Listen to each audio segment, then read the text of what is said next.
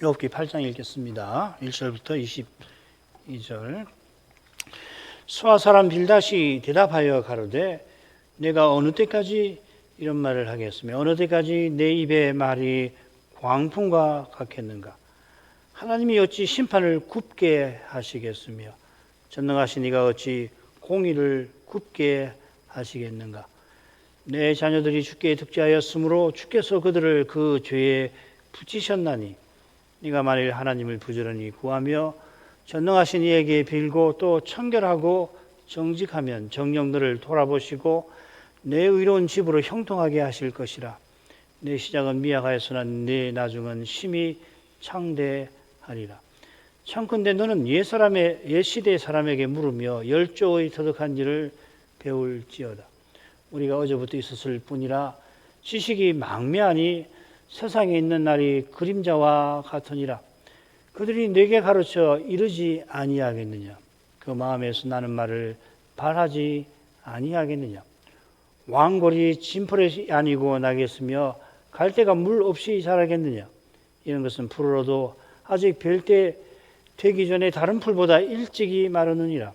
하나님을 잊어버리는 자의 길은 다 이와 같고 사국한 자의 소망은 없어지리니 그 믿는 것이 끊어지고 그 의지하는 것이 거미줄 같은즉 그 집을 의지할지라도 집이 서지 못하고 굳게 잡아도 집이 보존되지 못하리라. 식물이 일광을 받고 풀으로서 그 가지가 동산에 뻗어가며 그 뿌리가 돌무더기에 설이어서 돌 가운데로 들어갔을지라도 그곳에서 뽑히면 그 자리도 모르는 채하고 이르기를 내가 너를 보지 못하였다 하리니 그 길의 희락은 이와 같고 그 위에 다른 것이 흙에서 나리라. 하나님은 순전한 사람을 버리지 아니하시고 악한 자를 붙들어 주지 아니하신즉 웃음에서 내 입에 즐거운 소리로 내 입술에 채우시리니 너를 미워하는 자는 부끄러움을 입을 것이라. 악인의 장막은 없어지리라. 욥은 엘리바스의 잔인한 훈계에 더는 고난을 견딜 기력이 없는 상태에 떨어져서 자기 날들이 소망 없이 끝날 거라 탄식했습니다. 그런 심정에서 하나님을 향한 기도가 신비하게 나왔습니다. 이는 그가 그런 상태에서 거룩하신 이의 말씀을 거역지 아니한 데에서 위로와 기쁨을 발견했던 것과 붙어 있을 겁니다. 그가 하나님 말씀을 붙잡은 까닭에 그가 하나님께 말씀 드릴 수 있었던 겁니다. 실은 하나님께서 말씀으로 그를 붙들어 주셔서 기도하도록 하신 겁니다. 그 기도 끝에서 욥은 제사 드릴 수 있기를 간절히 구합니다. 이 부분에 나오는 세 가지 죄목, 범죄, 허물, 죄악은 대속죄일에 속죄제를 드리게 하신 죄상입니다. 이 죄상을 하나님께서 제거해 주시기를 간구하는 것은 그가 하나님께서 정하신 대로 제사 드릴 수 있기를 구하는 겁니다. 제사를 통해서 하나님과 거룩한 사귐에 나아가기를 욥이 간절히 소원합니다. 자, 이런 내용에 비춰서 지난번에 한 가지 살피지 않은 점 마저 살피지요. 20절에 짐이라는 말이 나오고요. 21절에 사한다 하는 낱말이 이 대조를 이루는데 주목할 만합니다. 두 낱말은 실은 같은 어근을 가진 명사와 동사입니다. 명사는 마사라는 말이고 동사는 나사라는 말입니다. 나사를 명사로 만들면 마사가 됩니다. 인생의 관역이신 하나님께서 자기같이 미미한 피조물을 관역 삼아서 성가시게 짐을 지실 게 아니라 하나님께 나아가지 못하는 자기의 죄상을 친히 져 주시기를 구하는 겁니다. 이런 고백은 여호와께서 장차 메시아를 보내어 인생의 모든 죄를 사하시고 영원히 하나님을 향하게 하실 소망과 붙어 있는 겁니다. 이 소망이 다니엘에게도 있어서 예루살렘으로 난 창문으로 하루 3번 기도했던 그의 믿음과 이 소망은 같습니다. 아마 다니엘이 기도할 때 예루살렘의 성전 지대만 놓였을 것 같은데 선자는 포로에서 돌이킨 자기 백성이 다시는 배도하지 않고 거룩한 사명 이루며 살기를 구했을 것입니다. 이 간구는 메시아를 전심으로 바라는 소망에서 나오는 겁니다. 욥의 이런 절절한 심정을 전혀 헤아리지 못하는 친구들이 계속 그를 정죄합니다. 빌닷의 훈계 줄거리 보죠. 1절은 도입부가 됩니다.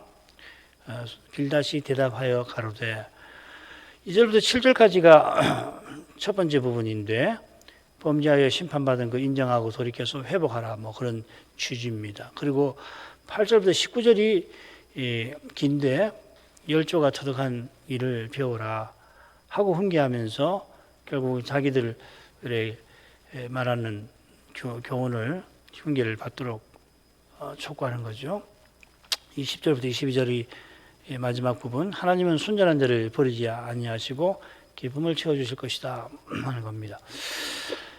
빌닷은 입을 열자마자 욥의 절절한 심정을 그냥 뭉개버리고서 그를 죄인 삼아 정죄하며 훈계를 합니다. 그게 첫 번째 부분입니다.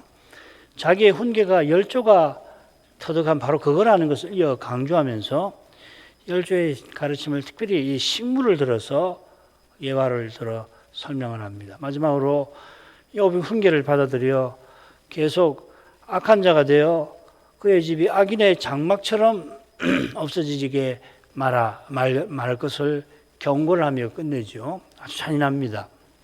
그렇게 하지 말고 욥들아 의의 집을 이루어 형통하라고 처음에 충고를 했지요. 그죠? 자, 이런 줄거리를 가지고 보십시다. 1절, 수아 사람 빌닷이 대답하여 가로되, 빌닷이 대답하여 자기 말을 합니다. 엘리바스가 욥의 탄식에 똑같이 대답하여 훈계했습니다. 엘리바스가 탄식하는 욥의 처지와 심정과 특히 믿음과 소망을 제대로 헤아렸다면 필시 욥에게 그렇게 대답하지 않았을 겁니다. 재앙당한 영문, 고난받는 이유를 알지 못해서 괴로워하는 욥을 위해서 잠잠히 하나님께 자비와 긍휼을 구하면서 욥처럼 오실 메시아를 간절히 바랐을 테죠. 욥이 고난 중에 괴로워하며 하나님을 부르지 않을 수 없는 것만큼 엘리바스는 욥의 재앙에 자기들에게 동티가 날까, 자기도 무슨 재앙을 당할까 두려워하며 욥을 훈계하지 않을 수 없었습니다. 저주받은 욥을 조금이라도 동정하거나 돕다가 하나님의 진노가 자기네에게 떨어질지 모른다고 생각을 한 거죠. 첫 부분. 이 부분은 4절의 그 잔인한 판단을 중심으로 2절, 3절에서는 욥에 대한 책망이 나오고 5절부터 7절에는 욥에 대한 훈계가 서로 짝을 이루며 나오고 있습니다. 빌닷은 욥의 가장 괴로운 일을 가장 잔인하게 지적합니다. 욥의 자녀들이 다 죽은 건 그들이 범죄한 데 있다는 거죠. 빌닷이 왜 이런 말을 했을까? 우리가 곧 살피겠습니다. 이 세 부분으로 생각해 보죠. 2, 3절. 네가 어느 때까지 이런 말을 하겠으며 어느 때까지 내 입에 말이 광풍과 같겠는가? 하나님이 어찌 심판을 굳게 하시겠으며 전능하신 이가 어찌 공의를 굳게 하시겠는가? 빌닷은 거듭 어느 때까지 하면서 지금 욥이 말하는 것이 옳지 아니함을 강조하고 있습니다. 엘리바스가 탄생하는 욥들어 죄인답게 침묵하라고 훈계했던 것처럼 빌닷도 욥의 말에 입의 말이 광풍과 같으며 꾸짖습니다. 이 광풍보다는 강풍이 적절한 것 같아요. 뭐 광풍이라고 말해도 뭐 틀린 번역은 아닌 것 같은데 결국은 광풍이죠. 미친 듯 말한다 이렇게 빌닷이 생각한 건데 강풍이 맞습니다. 개정개혁에는 거센바람이라고 번역을 해놨더군요. 욥은 고난의 무게에 짓눌려서 땅이 꺼질 듯이 장탄식했습니다마는 빌닷은 뻔뻔한 죄인이 큰 소리로 자기 변호를 끝도 없이 늘어놓는다 탓합니다. 욥이 그렇게 재앙당한 것은 하나님이 공의를 좇아 심판을 행한 거라고 빌닷이 엘리바스와 똑같이 말합니다. 심판과 공의가 시편에서는 공의와 의라고, 공의와 정의라고, 정의와 공의 뭐 이렇게 번역이 됩니다. 두 표현은 하나님이 친히 언약을 세우셔서 이루신다는 뜻이에요. 언약 이루시는 과정에서 언약을 위반한 그 사람을 하나님이 심판을 마땅히 내리시죠. 욥의 재앙이 심각한 만큼 욥의 위반이 크다 하는 겁니다. 욥의 재앙이 끔찍한 만큼 욥의 죄가 하나님께 끔찍하다고 말합니다. 이것이 하나님께서 심판과 공의를 굽게 하실 리가 없다는 표현을 통해서 빌닷이 말하고자 하는 바일 겁니다. 아울러 이 표현을 빌닷이 왜 썼을까? 왜 굽게 한다는 말을 썼을까? 그건 아마 욥이 탄식하며 내 날은 헛것이니이다. 그 기도에서 한 말을 딱 잡아가지고서 그걸 비꼬려고 꼬집으려고 쓴 것 같아요. 헛것이라는 말 헤벨이란 말이고 이건 전도자가 해 저 너머에서 오는 빛에 비추어 통찰한 해 아래 세상의 정체를 헛것이라 헛되고 헛되니 모든 것이 헛되도다 그렇죠. 이 말은 안개 속과 같아서 사람이 종잡을 수 없단 말입니다. 인생 스스로는 영원히 있을 것이 무엇인지 알지 못하고 어디로 가야 할지 모릅니다. 우리가 천국에 가져갈 수 있는 것은 믿음과 사랑뿐이라는 옛 찬송가의 이 가사가 참 멋진 가사인데 거룩한 계시를 해 저 너머에서 오는 빛을 받은 그 이의 손길에서 나온 겁니다. 욥이 극심한 고난을 겪게 하신 이유를 아무리 생각해도 누구보다 계시를 깨달은 욥이라도 도무지 알기 어려운 상태라 자기의 남은 날이 헛것이라고 토로한 겁니다. 해 아래 나날이 헛것이 된 것은 정직하게 지원받은 사람이 타락하여 많은 꾀를 내어서 온갖 일을 굽게 만든 탓입니다. 여기 이 굽게 한다는 말이 전도서의 7장, 1장에 또 몇 군데 아주 인상 깊게 나옵니다. 요건데 욥이 범죄해서 자기 삶을 헛되게 만들었다. 하나님이 굽게 한 게 아니라 네가 네 삶을 굽게 만들었다. 그렇게 비난하는 겁니다. 이 전도서를 아는 사람은 딱 그걸 느낄 수 있어요. 지혜서니까 사절로 가지고 내 자녀들이 주께 득자했으므로 주께서 그들을 그 죄에 붙이셨나니 빌닷이 번역대로 꼭 번역대로 네 자녀가 주께 득죄했다 대놓고 말하는 건 아닌 것 같아요. 대부분의 영역부는 만일 네 자녀가 주께 득죄했다면 하고 새기고 반면에 한글 개역처럼 그렇게 득죄했다고 새기는 영역부는 드뭅니다. 같은 표현이 욥의 기도 끝에 나왔죠. 내가 범죄하였던들 똑같은 말입니다. 사실은 자기의 범죄가 하나님께 아무것도 아니라 한 것은 자기가 사람에게도 멸시받는 미미한 자다. 주의 나라에 있으나마나한 존재, 주의 나라에 아무런 영향을 줄 수 없는 존재라고 토로했죠. 그런 말을 끌어와서 욥의 죄가 얼마나 심각한 것인지를 빌닷이 강조하려고 하는 겁니다. 욥이 내 일이 의론이라고 주장하는데 그 주장이 맞다면은 너의 자녀들이 죽은 건 그들의 범죄 때문이냐 이렇게 묻는 거죠. 욥이 친구들의 훈계를 무시하고 나의 허물된 것을 깨닫게 하라 할 만큼 뻔뻔하다 그렇게 생각하고서 그들도 아주 뻔뻔하게 이건 사람으로서 할 소리가 아니잖아요. 욥의 자녀의 죽음에 관해서 함부로 말한 것입니다. 이렇게 잔인할 수 있을까요? 번역대로 그들이 범죄했다고 단언한 것은 아닙니다만은 이어 나오는 주께서 그들을 그 죄에 붙이셨다는 표현은 사실상 단언한 것임을 보여줍니다. 그래서 번역을 한글 개역처럼 해도 돼요. 그 죄에 붙이셨다고 새긴 표현은 반역죄의 손에 붙이셨다 이렇게 되어 있습니다. 원문으로는. 욥의 자녀들이 반역죄를 지어서 그 죄에 해당하는 형벌을 받았다 하는 뜻입니다. 이 형벌은 자녀들이 그저 목숨 잃는 정도에 그치지 않습니다. 무서운 죄죠. 언약의 울타리에서 내쫓길 정도입니다. 이런 말을 해요. 빌닷은 욥이 자기가 의롭다고 말하는 것이 얼마나 악한지를 보이려고 이렇게까지 욥을 핍박합니다. 욥이 이런 괴로운 심정을 엘리바스의 훈계에 답한 다음에 하나님께 토로했던 겁니다.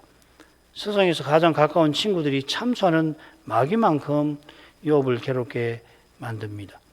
죄가 계명으로 말미암아 심히 죄되듯이 말씀 깨달았다고 하는 그 지식이 이처럼 죄에게 이용당할 수 있습니다. 다시금 말씀드리지만은 욥의 세 친구가 마귀의 아들들, 종이 됐다고 하는 뜻으로 드리는 말씀은 아닙니다. 하나님께서 나중에 욥들을 세 친구를 위하여 번제드리게 하시고 그들을 위하여 간구하게 해주시죠. 동시에 이것은 그들의 죄가 용서받을 만하다는 뜻도 아닙니다. 우리가 이런 말씀 드릴 때 착각하면 안 돼요. 하나님께서 오실 메시아 안에서 그들을 용서하셨다 이 말이죠.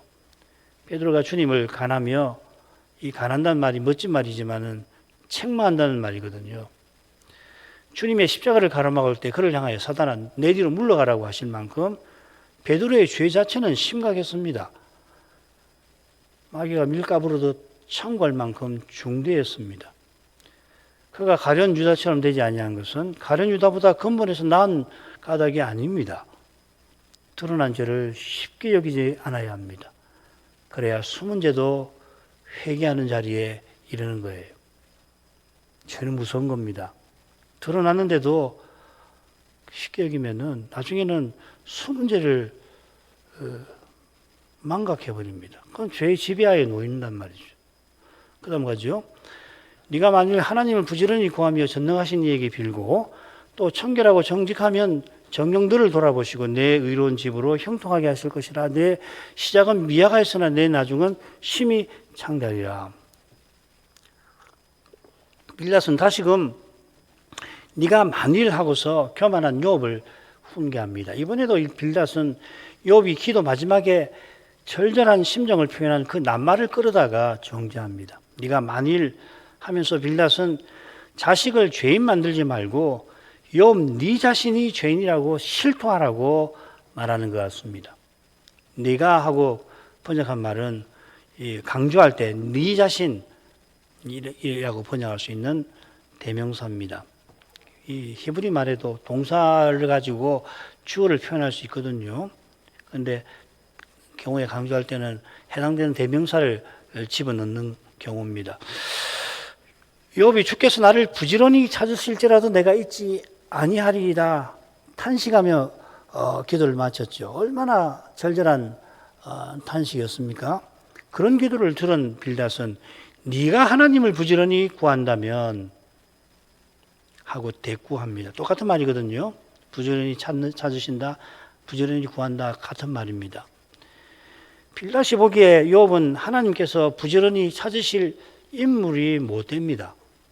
오히려 욥이 하나님을 부지런히 찾아야 할 그런 처지인 겁니다. 욥이 탄식하며 자기의 괴로운 심정을 토로했지만은 빌닷이 보기에 자기의 심각한 처지를 전혀 모르는 자라 이 말이죠. 그의 처지는 전능하신 이께 빌어야 하는 처지, 누구보다 그렇게 해야 하는 처지입니다. 이 빌다라고 새긴 이 낱말 하나니라는 말인데 이게 이제 히브리에는 이 동사 형태가 있어요. 칼일 형태로 쓰는 경우는 하나님이 긍휼히 여기신다가 되고요. 지금은 히필 형태라고 이 사역 형태거든요. 하나님께서 긍휼히 여기게 하신다. 그래서 그 긍휼을 구한다 하는 뜻이 되는 겁니다. 그래 딱딱하게 표현하면 하나님께서 너를 긍휼히 여기시게 하라 이렇게 번역할 수 있는데 좀 부드럽게 긍휼을 구하라 이렇게 번역할 수 있겠습니다. 그런데 이걸 빌어야 한다 이렇게 새긴 겁니다. 엘리후가 하나님께서 욥을 긍휼히 여기시는 근거로 대속물을 언급을 합니다. 33장 24절 하나님께서 긍휼히 여기신다 이렇게 되어 있습니다. 하나님께서 지극히 의로우셔서 대속물 없이 죄인을 긍휼히 여기실 수 없습니다. 빌닷도 그런 뜻으로 하나님께 빌라고 했을 것 같습니다만은 욥이 오실 메시아를 간절히 바라는 사람이라 그렇게 절절히 기도했던 거. 하나님이 저를 부지런히 찾으실지라도 이미 저는 없지 않습니까? 그 절절한 심정을 전혀 헤아리지를 못하는 겁니다. 참 기가 막히죠, 그죠? 똑같은 현실인데도 믿음이 같아야 되는 거라고. 특별히 사랑의 마음이 있어야 되는 거거든요. 이어 빌닷은 욥이 청결하고 정직할 것을 훈계합니다. 청결함은 성소의 등대와 향단에 쓰는 기름, 향의 조건입니다. 향이 빠졌네요. 그러니까 이 조건은 뭐냐면 메시아를 바라는 믿음을 가리키는 거죠. 이 믿음이 욥에게 있어서 여호와께서 거듭 그의 정직함을 인정하셨습니다. 이 정직하다는 말이 욥기 1장 2장에 나옵니다.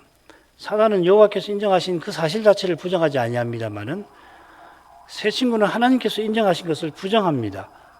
이렇게 교만한 태도가 어디 있어요? 이렇게 교만하니까 감히 하나님의 약속을 욥에게 장담을 합니다. 하나님께서 정녕 너를 돌아보시고 네 의로운 집으로 형통케 하실 것이라 정녕 이제 뭐 이렇게 말하면서 장담을 합니다. 장담하는 사람들은 이 감탄어를 많이 쓰지요. 이 표현에 욥이 얼마나 마음이 씁쓸했을지 능히 짐작됩니다. 친구들이 족장의 가문에 태어나서 누구보다 부유하고 안락하게 살았은지 욥처럼 재앙당할 수 있는 죄와 죽음의 현실을 별로 알지를 못하는 겁니다. 돌아보신다고 새긴 이 낱말은 본래 잠에서 깨어난다는 뜻이 있습니다. 하나님이 주무시고 계신 것처럼 욥의 처지를 외면하시다가 이제 깨어나 그를 돌보실 거다. 네가 회개하면 이 말이죠. 욥이 탄식하며 하나님께 용을 격동시키시기에 익숙한 자처럼 같은 낱말을 욥이 씁니다.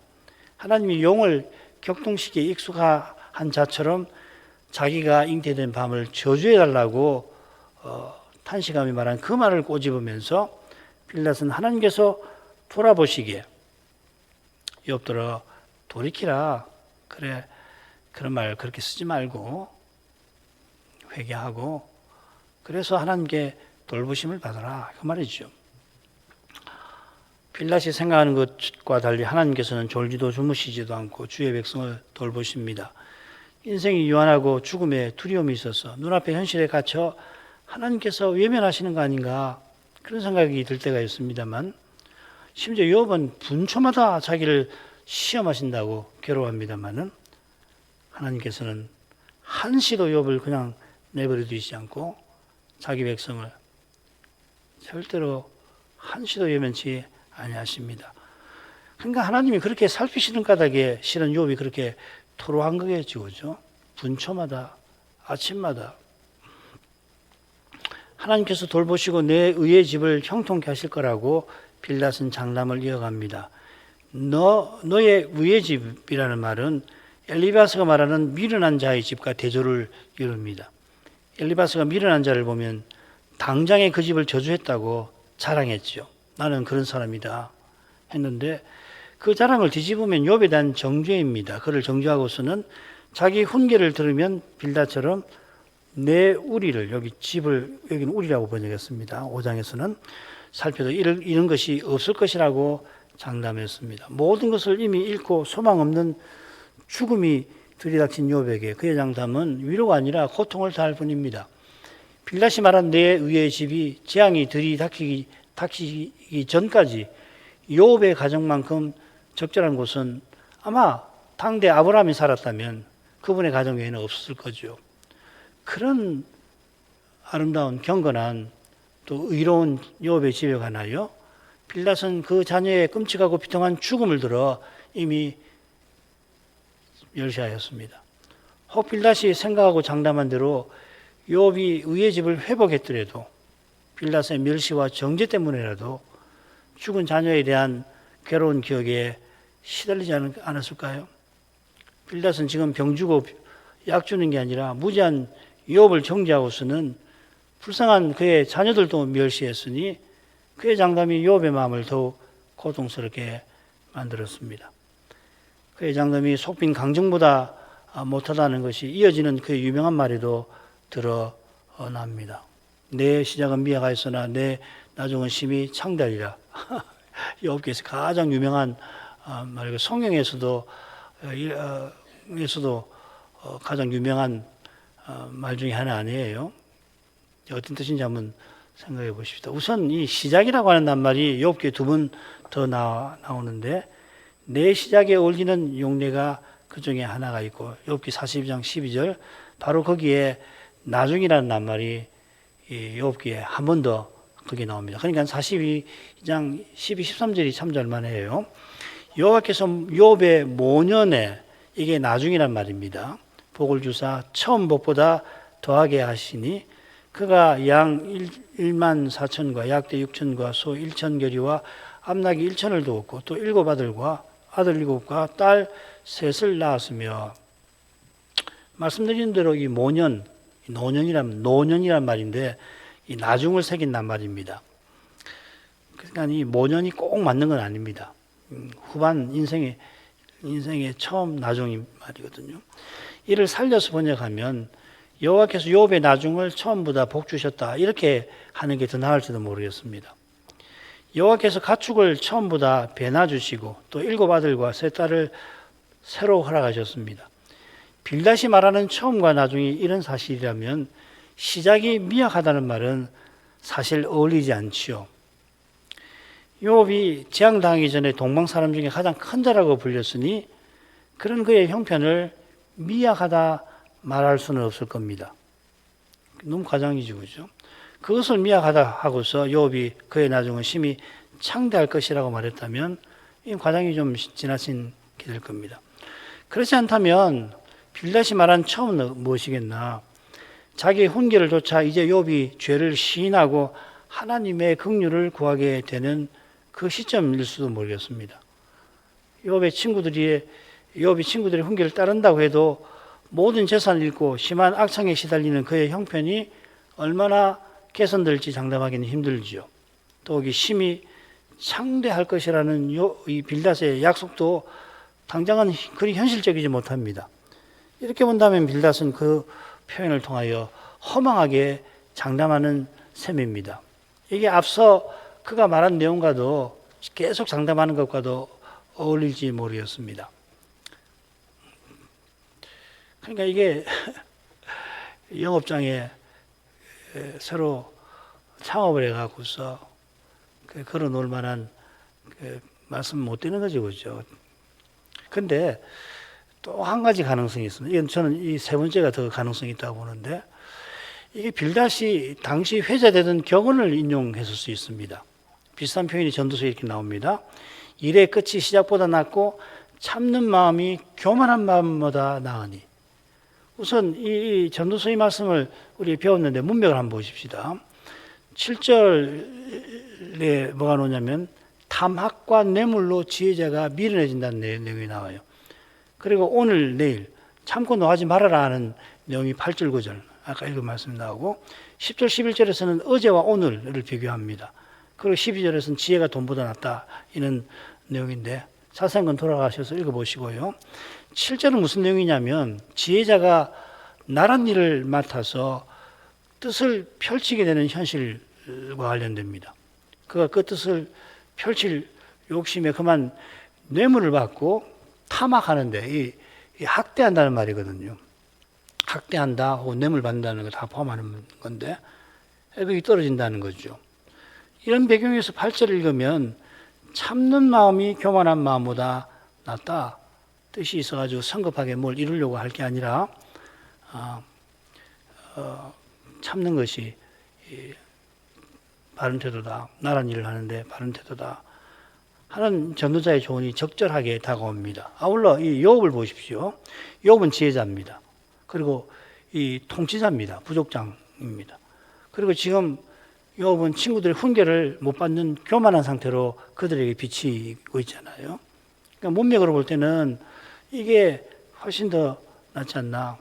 빌닷이 이런 격언을 인용해서 욥이 교만하게 훈계를 거부하지 말고 잘 참고 훈계를 받으라 말하는 것 같습니다. 저는 이게 더 어울리는 것 같습니다.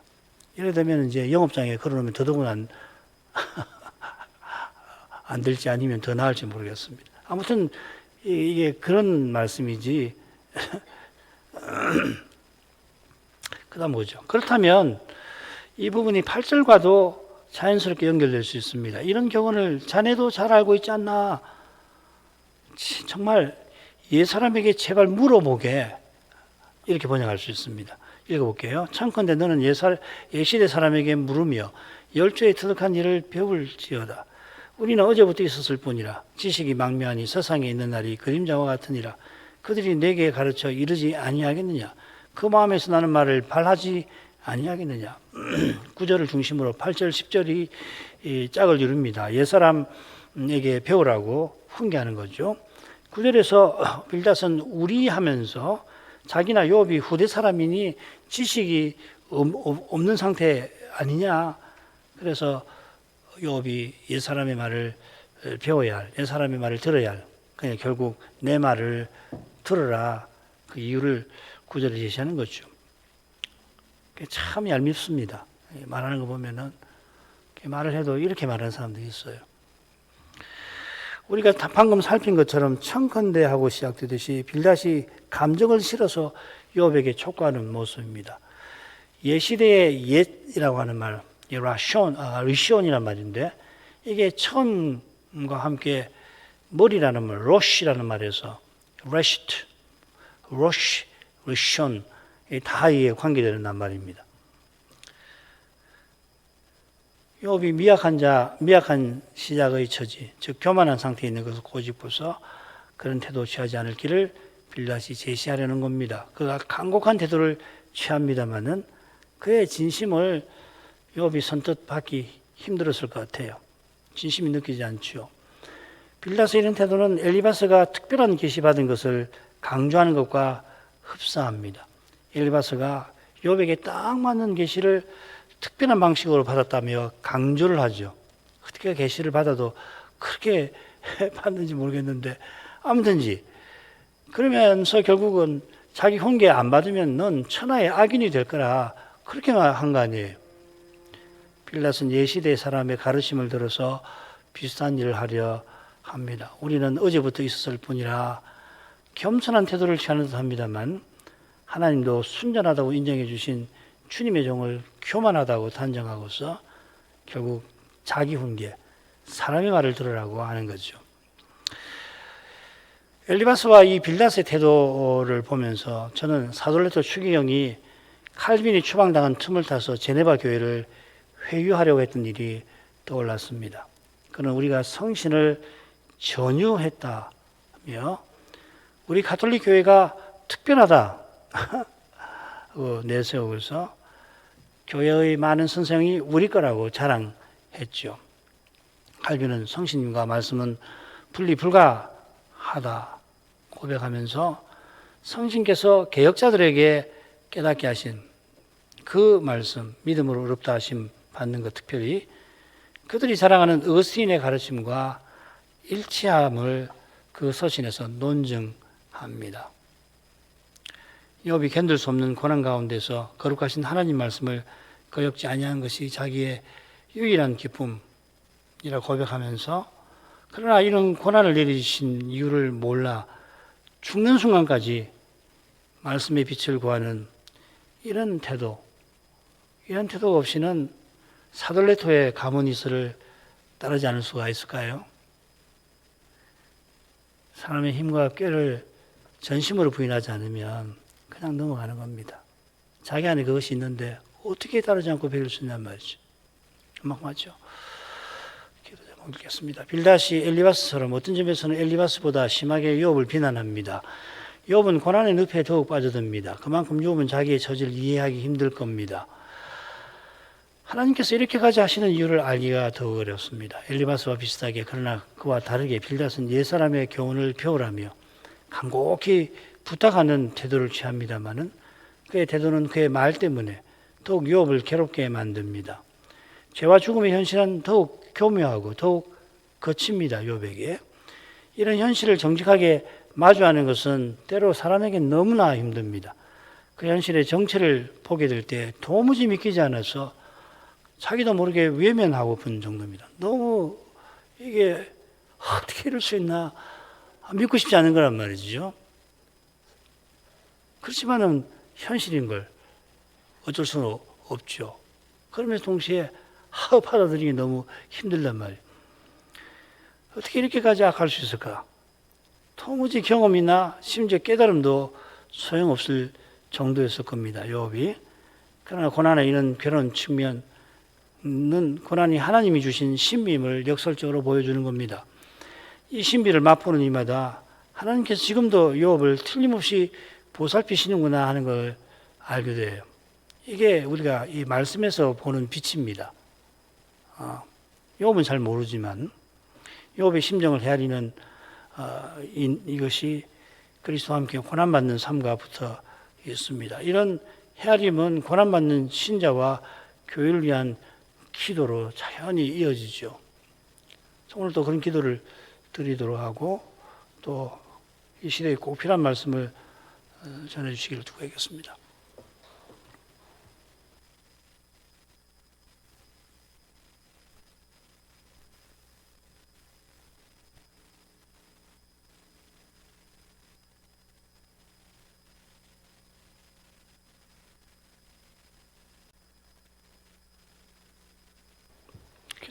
기도하겠습니다. 거룩하신 아버지, 이 밤에도 계속 욥기의 말씀을 살필 수 있게 해주셔서 감사드립니다. 주의 종 욥이 하나님을 향하여 이렇게까지 자기가 고난받게 하십니까? 탄식하며 기도하는 것을 마치기가 무섭게 이번에는 빌다시 엘리바스처럼 때로는 엘리바스보다 더 잔인하게 욥을 정죄하며 자기 훈계를 겸허히 따르라 하고서 욥을 괴롭게 하였습니다. 빌다시 정령 그대가 체바르지 옛 시대 사람의 묻기를 얼른 빌다시 친구로서 간곡하게 부탁하는 태도와 말씨를 쓰면서 그렇게 권하는 것 같지만 그것이 욥이 말하던 참된 친구의 태도, 그 친구가 언약의 인애를 여호와 경외를 저버린 경우라도 언약의 인애를 보이는 그런 태도와 전혀 다를 뿐 아니라 게다가 그런 말투를 보이기 전에 욥이 간절히 기도하며 쏟아내는 말을 강풍 거센 바람과 같아 하면서 결국 욥이 그런 태도를 굽히지 아니한다면은 욥의 자녀들이 죄범에서 여호와를 반역한 자가 받아야 할 무서운 형벌을 받은 거라 하면서 죽은 자녀들의 끔찍한 기억에 순간순간 죽음의 고통을 맛보고 있을 욥을 더없이 고통스럽게 만들었습니다. 하나님께서 빌닷과 두 친구를 오실 메시아 안에서 사랑해 주셔서 그들이 나중에 욥을 통하여 제사와 기도를 드리게 하셨지만은 그러나 오실 메시아의 공효가 아니라면 이들의 죄는 어떤 죄 못지않게 사함받을 수 없는 무거운 죄라고 하는 것을 저희가 발견하게 됩니다. 아버지, 저희가 이런 말씀을 통하여 우리 안에 남아있는 부패한 본성이 얼마나 악한 것인지를 살필 수 있게 해주시고 말씀의 거룩한 빛 가운데에서 우리의 죄가 드러날 때 그걸 어리석게 감추려 하거나 무마하려 할 것이 아니라 바로 그 죄 때문에 그리스도께서 십자가 지셔야 했던 그 엄연한 사실 앞에서 주님의 은혜를 간절히 구하게 해주시고 돌이켜 그 은혜에 합당하게 행할 손과 힘을 구할 줄 알게 해 주옵소서. 그러한 일이 장차 그리스도를 배울 때까지 교회에서 끊이지 아니할 것이오나 그런 일을 통하여 부활하신 그리스도께서 왜 우리와 함께 고난을 받아주시는지 더욱 깨닫게 해 주옵소서. 그처럼 장차 주께서 다시 오시는 그날을 내가 속히 오리라 하신 그 주님을 더욱 간절히 바라보게 하시옵소서. 예수께서만 우리의 유일한 기쁨, 우리의 유일한 구원, 나의 생명, 나의 사랑이심을 고백합니다. 예수님 이름으로 기도합니다. 아멘.